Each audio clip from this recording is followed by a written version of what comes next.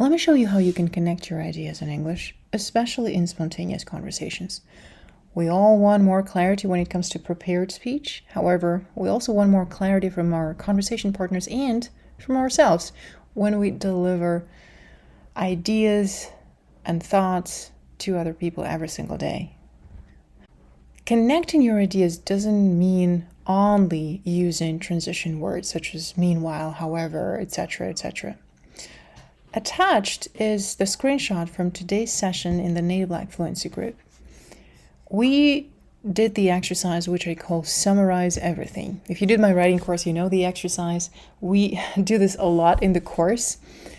The essence of the exercise is that you summarize everything you see, you read, and you listen to in English.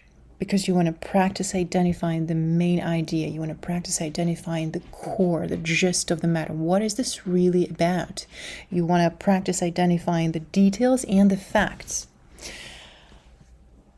And you can see that first we listed everything that a person could remember from the podcast episode that we were listening to, and then we tried to summarize it. So we came up with two versions of one big idea, which is teachers should learn new skills to remind themselves of how to be a beginner. And the second variant is good teachers are lifelong learners. Remember that there can be more than one big ideas in every text. It depends on what you see right now. It depends on what matters to you. It depends on what stands out for you. You show the same text to different people and all of them might come up with a different one big idea.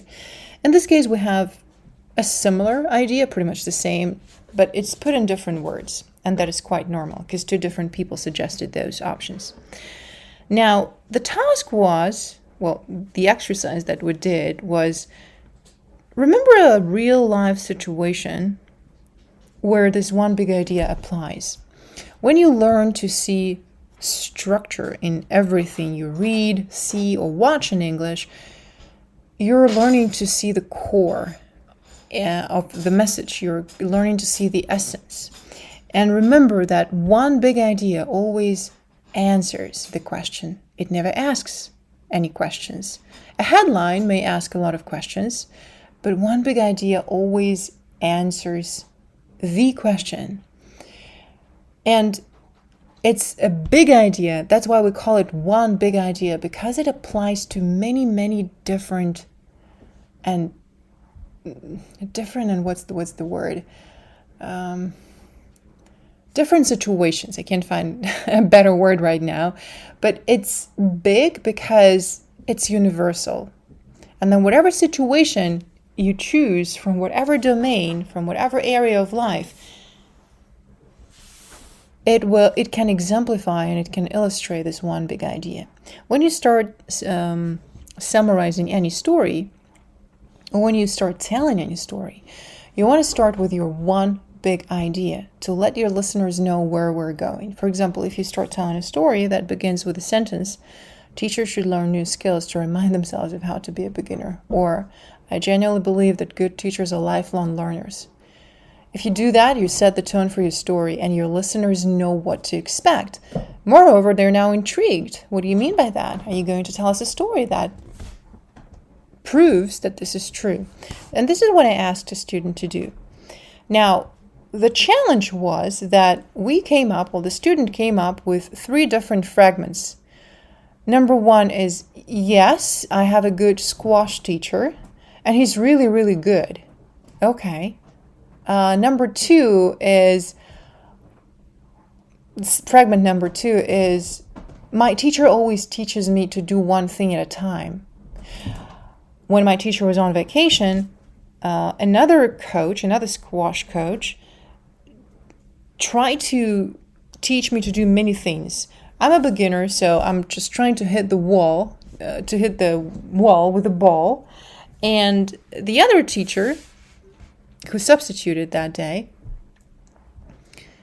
another teacher said that I should pay attention to my back. I should fix the way I hold my racket. I should focus on the rotation of my body as I hit the wall with the ball. And I told him I can't do so many things at the same time. I'm just trying to hit the wall. I'm just trying to make sure the ball hits the wall. And when her squash coach came back from vacation, she told him a story, and he said, you see, that's why we practice one thing at a time. Well, that's a good story. But maybe there is a connection between this story, this example, and the fact that he's a good teacher.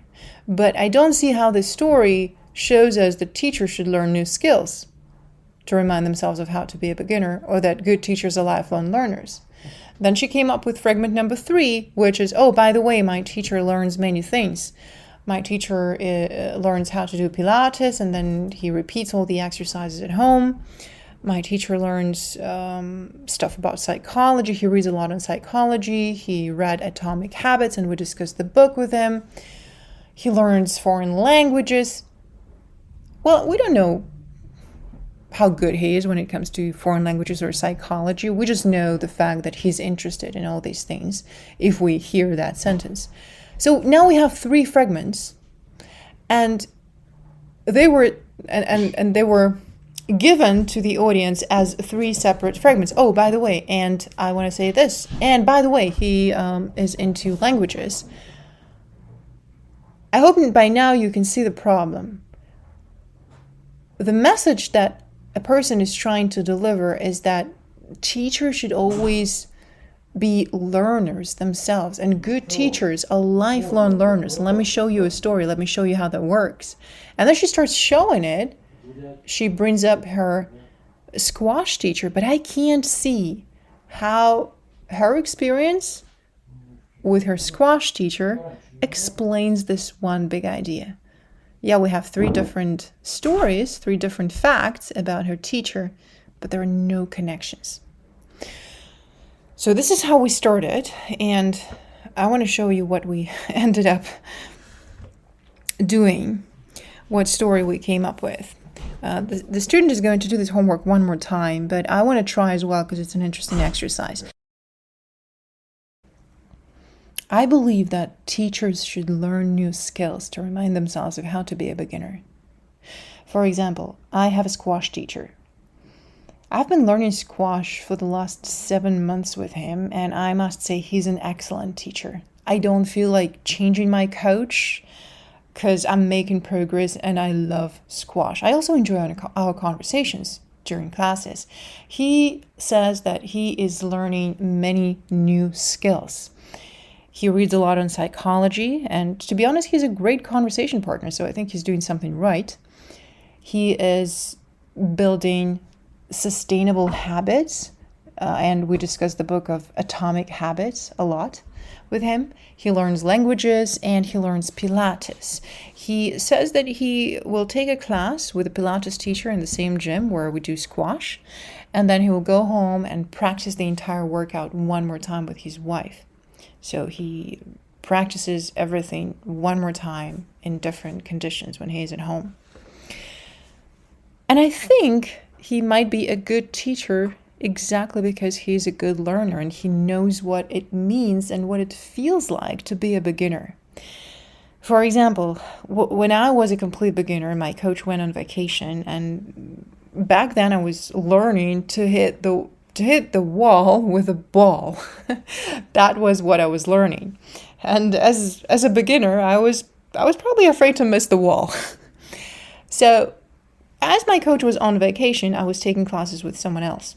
And another coach who backed him up said that I should turn my body as I hit the wall in a different way, that I should pay attention to how I hold my racket and fix the way I hold my racket, and that I should also pay attention to my posture and to the distance between myself and the wall. And I honestly told him, look, I can't concentrate on so many things. I'm just learning to hit the wall with the ball. And I'm learning not to miss the wall. When my coach came back from his vacation, I told him the story, and he said, well, now, do you understand why we learn one thing at a time? And you don't feel overwhelmed. And that was the moment when I appreciated what we do even more. He's right. And probably he's right because I feel more comfortable concentrating on one thing at a time. And once I get a little bit more confident doing one thing, I can add another thing on top of this one thing that I have already mastered. Well, at least I've learned to do it a little bit better. Probably because he knows what a beginner goes through and what a beginner feels like. He knows what I feel like when I'm trying not to miss the wall when I learn to hit the ball. And this is so true that as a beginner, you can't concentrate on many things because every new thing, however small the step might be in the entire process of completing an exercise or doing the right move or performing some move, for a beginner, this is big because you just don't get it. You don't get it. You don't understand how to get it right. So you want to practice one thing at a time. Probably that's why we understand each other so well. Because he knows what a beginner goes through. He reminds himself of what a beginner feels like every time he learns a new skill. And I, as a beginner, don't feel like I have to apologize for being slow or for not being able to do many things at a time, because my coach understands and he actually encourages me to practice one thing at a time. And that's why I make progress. Well, I hope you get it. It was not the best I could do because, and again, this was spontaneous. This is not a prepared speech. But I hope you can see that reference plays a more important role than the right transition words. You want to show how your sentences relate to previous sentences, how what you said just now relates to what you said 2 sentences ago. You want to learn to make the right references, and you want to learn to structure your sentences in such a way that it's easy for your audience to follow your ideas. If you see a way to improve the story, to improve the flow, please share your ideas in the comments. Maybe you want to record a voice message and share it. For example, right now I'm thinking that if I want to fix this, I need to shorten the story. I was kind of stuck at the end. I didn't know what else I should say. And part of the problem is that this is not my story. I told it in the first person, but this is not my story. And that's why I'm not very sure about how I need to conclude it. If it was my story, I probably would have known better. But I hope you see the point. And if you do see it, please let me know in the comments. And if you want to practice how to do this in spontaneous conversations and when you prepare your speech, join the upcoming sprint. We're going to learn to connect ideas that start as fragments. And even if you feel stuck and you don't really know how to connect those fragments and what your big idea is and where each fragment belongs and should it be there or not, we're going to practice that, specifically that, so that you feel more confident when you communicate in everyday situations.